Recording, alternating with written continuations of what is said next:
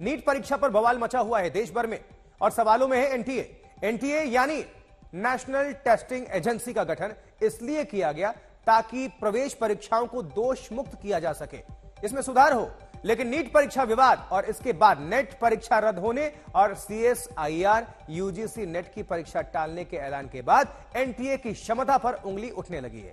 सवाल है कि जिस एजेंसी का गठन परीक्षा में भरोसा बढ़ाने के लिए किया गया, उसकी विश्वसनीयता खत्म होने के लिए कौन जिम्मेदार है? ये तमाम सवाल हैं। 9 दिन में एनटीए की 3 परीक्षाएं रद्द या स्थगित। देख लीजिए, national common entrance test NEET, वजह 1.5 घंटे तक लॉगिन नहीं कर पाए छात्र। बहुत सारे सवाल खड़े होते हैं और इसके बाद से एनटीए सवालों के घेरे में।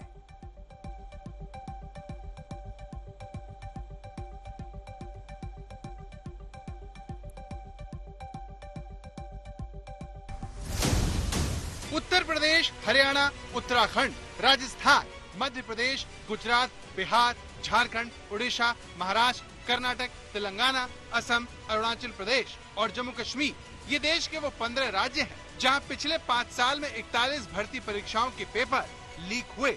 यानी परीक्षा में पेपर लीक की महामारी देश भर में फैली हुई है। सभी बड़े राज्यों के करोड़ों छात्र इससे पीड़ित हैं। नीट की परीक्षा में गड़बड़ी के बाद हो रहे इस विरोध ने तो बस इस आक्रोश को आवाज दी है। विद्यार्थी काफी ज्यादा इससे आक्रोश में है। ऐसी कौन सी बात है कि जो बार बार पेपर लीक हो जा रहे हैं? हम इस समय खड़े हैं, आप ये बताइए कि हम कैसी दुनिया में जी रहे हैं जहाँ पे आप विद्यार्थियों को परीक्षा देते हैं, पूरे साल मेहनत करते हैं और फिर आप पेपर लीक करवा देते हैं और वो पूरी की पूरी व्यवस्था खराब हो जाती है। बार बार वही रिपीटेशन हो रहा है, वही बार बार गलतियां हो रही, तो इन गलतियों को क्यों नहीं सुधारा जा रहा?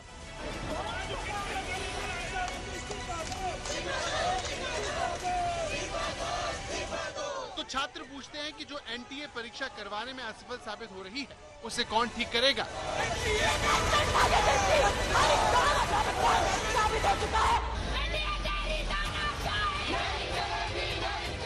पेपर लीक से देश भर के छात्र परेशान हैं। वो चाहे कोई भी राज्य हो, पेपर लीक और परीक्षा में धांधली का सिलसिला थमने का नाम ही नहीं ले रहा। करोड़ों छात्रों से हो रही इस नाइंसाफी के खिलाफ आज तक लगातार दस्तक दे रहा है। आपके सामने दस्तक देती वो ये रिपोर्ट है जिनके जरिए हमने अलग अलग राज्यों के छात्रों का दर्द देश के सामने रखा, सरकार को जगाने का काम किया।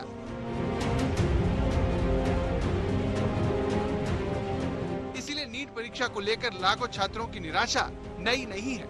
वैसे सरकार नीट परीक्षा के 47 दिन बाद एनटीए में सुधार के लिए कमेटी बनाने का फैसला करती है, जो एनटीए में सुधार सुझाएगी, जबकि छात्र समस्या की जड़ में जाना चाहते हैं।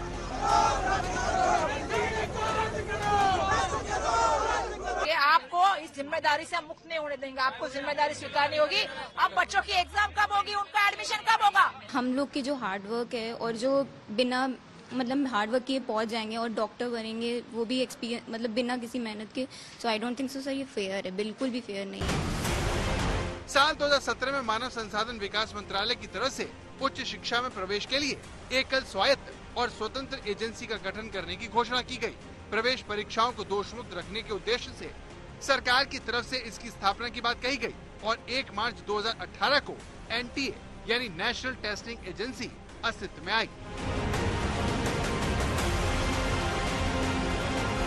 लेकिन जिस तरह से एनटीए ने नीट की परीक्षा आयोजित करवाई, उसने छात्रों को भी बांट लिया है। अयोध्या से आकर लखनऊ में तैयारी करने वाली ये छात्रा चाहती है कि नीट की परीक्षा हर हाल में रद्द होनी चाहिए।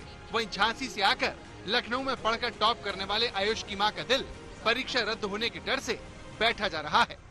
हम चाहते हैं रीनीट, क्योंकि जितनी प्रॉब्लम्स हुई है, जिस लेवल पे स्कैम हुआ है, उसका फिर रिजल्ट निकाल के मुझे नहीं लगता कि फेयर रिजल्ट आएगा और जो डिजर्विंग बच्चे उनको उनकी डिजर्विंग सीट मिलेगी। तो हम रीनीट चाहते हैं और हम रीनीट के लिए तैयार भी हैं। नेट की परीक्षा कैंसिल होने से कहीं ना कहीं एनटीए पे एक और सवाल उठता है कि वो पेपर कराने में नाकाम रहा है। उस पेपर में भी गड़बड़ियां सामने आई, नीट के पेपर में भी गड़बड़ियां सामने, तो कहीं ना कहीं एनटीए को लेकर के कोई ना कोई कार्यवाही होनी चाहिए। हम लोग बहुत ही मानसिक तनाव है, क्योंकि हमारे बच्चे ने इतनी मेहनत करी है। इसने 700 से लेकर 720 तक कभी भी इसके नंबर कम नहीं आए और इसके बीच रहे और एंड में इसकी लास्ट जो टेस्ट थी उसमें 720 ही नंबर चल रहे थे इसके। और इतनी मेहनत करने के बाद यदि दोबारा नीट होता है तो ये हम जैसे लोगों के साथ बहुत अन्याय होगा। ये हमारी तपस्या थी, हमारे बच्चे की तपस्या थी, इसे पर पानी न फेरा जाए। तो चाहे नीट की परीक्षा रद्द हो या ना हो, छात्रों के साथ नाइंसाफी होना तय है। हालांकि शिक्षा मंत्री छात्रों के भविष्य से खिलवाड़ न होने की बात आज तक से करते हैं। सारे विद्यार्थियों को महसूस करना चाहता हूं, सरकार पारदर्शिता के लिए कटिबद्ध है। कोई भी गड़बड़ी को सरकार मंजूर नहीं करेगी। ये सारे के ऊपर सुप्रीम कोर्ट की अपने एक निगरानी है, देश की जनता की निगरानी है, देश की मीडिया की निगरानी है। लेकिन कुछ विषयों को प्रमाण आधारित, तथ्य आधारित सरकार को डील करने की आवश्यकता है। कुछ विसंगति भी ध्यान में आई है, उस सारे विसंगतियों को मैं ठीक करने की जिम्मेदारी भी हम सरकार की ओर से लेते हैं। लेकिन छात्रों का सवाल यह है कि जिस नेट की परीक्षा प्रारंभिक इनपुट के आधार पर रद्द कर दी जाती है, तो फिर ऐसा नीट को लेकर क्यों नहीं किया गया? सतना से भोपाल आकर रहकर साल भर से नेट की तैयारी करने वाली नेहा सरकार से पूछना चाहती है कि अगली बार परीक्षा का पेपर लीक नहीं होगा, इसकी क्या गारंटी है? क्या भरोसा है सर कि अभी कैंसिल हुआ 19 जून को, वो 23 को कराएं या 24 अगस्त को कराएं और पेपर ना कैंसिल हो जाए? क्योंकि करना तो उनको फिर ओवर शीट में ही है ना, तो तब भी वो एलिगेशंस तो उनके ऊपर लग ही सकते हैं। चाहे राज्यों में भर्ती परीक्षा हो या फिर दाखिले के लिए एग्जाम, हर छात्र को पेपर लीक और परीक्षा में धांधली का डर सताता रहता है। यानी पेपर लीक देश में एक गंभीर मुद्दा बन चुका है, जिसके खिलाफ हम जोरदार दस्तक देते रहेंगे। आज तक ब्यूरो। देश के लाखों छात्र परेशान हैं, उनके अभिभावक परेशान हैं, तब इस पर राजनीति भी जमकर हो रही है। बिहार में नीट का पेपर लीक हुआ, उसके आरोपी भी पकड़े गए, लेकिन बिहार में अब आरोपियों का एक दूसरे से कनेक्शन निकाला जा रहा है। आपके सामने पटना में नीट के हुए पेपर लीक के सभी बड़े आरोपी हैं। पहला आरोपी अमित आनंद है, जिसने पेपर लीक करवाया। दूसरा आरोपी सिकंदर यादवेंदु है, जिसने पेपर बेचने के लिए डील की। पेपर खरीदने वाले छात्र तीसरे आरोपी हैं, जिन्होंने 40-40 लाख रुपए में पेपर खरीदे। चौथा बड़ा आरोपी प्रीतम कुमार है, जो तेजस्वी यादव के निजी सचिव हैं और जिन पर आरोपी छात्रों के लिए गेस्ट हाउस का कमरा बुक करवाने का आरोप है। इस तस्वीर के साथ बिहार के डिप्टी सीएम ने सबसे पहले तेजस्वी यादव पर पेपर लीक मामले में उंगली उठाई। अब तेजस्वी यादव ने इस मामले पर चुप्पी तोड़ी है और कहा कि बिहार सरकार किंग पिंग को न बचाए और मेरे पीए को बुलाकर पूछताछ कर ले। राज्य में सरकार उनकी, केंद्र में सरकार उनकी, जांच एजेंसियां उनकी।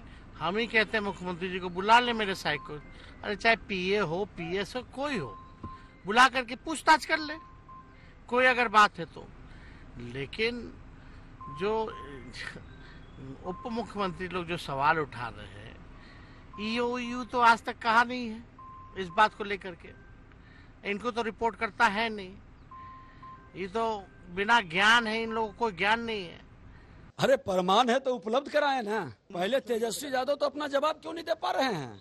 सत्ता में बैठ के सत्ता के रसूख का दुरुपयोग करने वाले लोग जवाब देने के बजाय बरगलाने का और घुमाने का खेल, भरमाने का खेल न खेलें। आरोपी पर कार्रवाई होगी सर? पूरी तरह से सरकार सजग है, गलत करने वाले लोग बचेंगे नहीं। बिहार के डिप्टी सीएम ने आरोप लगाया कि नीट पेपर लीक मामले में आरोपी सिकंदर यादवेंदु से लालू परिवार की करीबी है और तेजस्वी के पीए की सिफारिश पर एनएच के गेस्ट हाउस में आरोपी छात्रों के लिए कमरे बुक हुए। बीजेपी के इस आरोप का जवाब आरजेडी की तरफ से आरोपी अमित आनंद के साथ बिहार के डिप्टी सीएम सम्राट चौधरी की तस्वीर से दिया गया।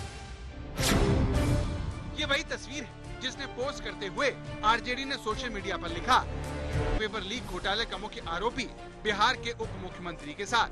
आरोपी के हाथों सम्मानित होने वाले तथा कथित ताकतवर मंत्री ने अपने सोशल मीडिया हैंडल से उसके साथ अपनी सारी तस्वीरें डिलीट कर दी हैं। लेकिन चिंता की कोई बात नहीं, हमारे पास सभी है। आपके व्याकुल समकक्ष दूसरे उप मुख्यमंत्री को ये भेज दीजिए। आरजेडी की तरफ से हुए इस पलटवार पर सम्राट चौधरी ने तुरंत आकर जवाब देते हुए कहा, पॉलिटिकल तौर पर कोई मिला हो तो मिल सकता है, लेकिन एकदम स्पष्ट रहिए, मैं व्यक्तिगत संबंध किसी से नहीं हो सकता है। ये पूरी तरह जिस पर भी है, जिन लोगों ने भी गलत किया है, उस पर पूर्ण रूप से कार्रवाई करनी चाहिए। सर एक चीज उसमें और है कि उनका आरजेडी का कहना है कि वो सारे फोटो जो है आपके द्वारा सोशल मीडिया से हटा दी गई। नहीं, जो अमित आनंद है, जो आपका नीतीश कुमार है, ये कौन लोग हैं? इनको क्यों बचाना चाहते हैं ये लोग? क्यों ये लोग जो है डाइवर्ट कर रहे हैं इशू को? तो इशू को जो है डाइवर्ट नहीं करना चाहिए। जो भी किंग पिंग है, कल मनोज झा जी ने प्रेस कॉन्फ्रेंस करके तस्वीर साझा कर दी है। अरे भाई, अगर कोई दोषी हो उसको बुला के पूछने में क्या दिक्कत है? बुलाए, गिरफ्तार करें, हमको क्या दिक्कत है? अमित आनंद नीट पेपर लीक मामले का सूत्रधार है, जो इससे पहले कई पेपर लीक में शामिल होने का जुर्म कबूल कर चुका है। ये आरोपी पुलिस को बता चुका है कि उसने लाखों रुपए में सिकंदर यादवेंदु से पेपर की डील की थी। मेरा नाम अमित आनंद है। मेरी दोस्ती सिकंदर यादवेंदु के साथ है, जिनसे मेरी मुलाकात नगर परिषद दानापुर के कार्यालय में नीतीश कुमार के साथ हुई। मैंने बताया कि प्रतियोगी परीक्षा का प्रश्न पत्र लीक करवाकर बच्चों को पास करवाता हूँ। इस पर सिकंदर ने कहा कि नीट की तैयारी करने वाले 4-5 बच्चों को पास करवा दीजिए। नीतीश और मैंने बताया कि 30-32 लाख रुपए लगेंगे, तो सिकंदर तैयार हो गए। नीट की परीक्षा आई तो सिकंदर ने पूछा कि लड़कों को कब बुलाएं। मैंने कहा कि 4 मई की रात को बुलाइए, जहां नीट की परीक्षा का पेपर लीक करवाकर बच्चों को उत्तर के साथ पढ़वाया और हटाया गया। मेरे फ्लैट से नीचे परीक्षा का जला हुआ प्रश्न पत्र और उत्तर का जला हुआ अवशेष पुलिस ने जब्त किया। मैं पहले भी इस तरह के काम कर चुका हूँ।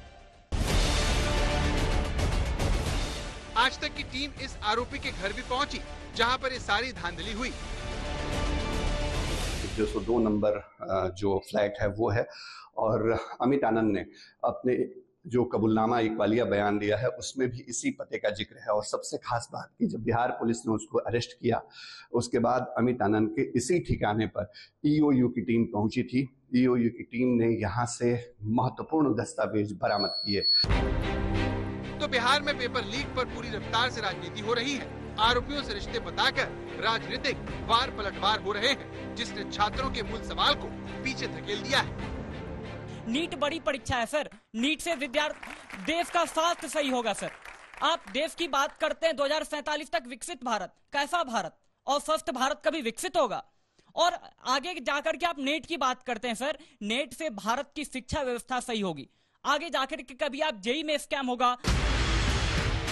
किसका किससे कनेक्शन है? उससे बड़ा सवाल यह है कि बिहार में पेपर लीक के इस गैंग को नीट का पेपर मिला कहां से?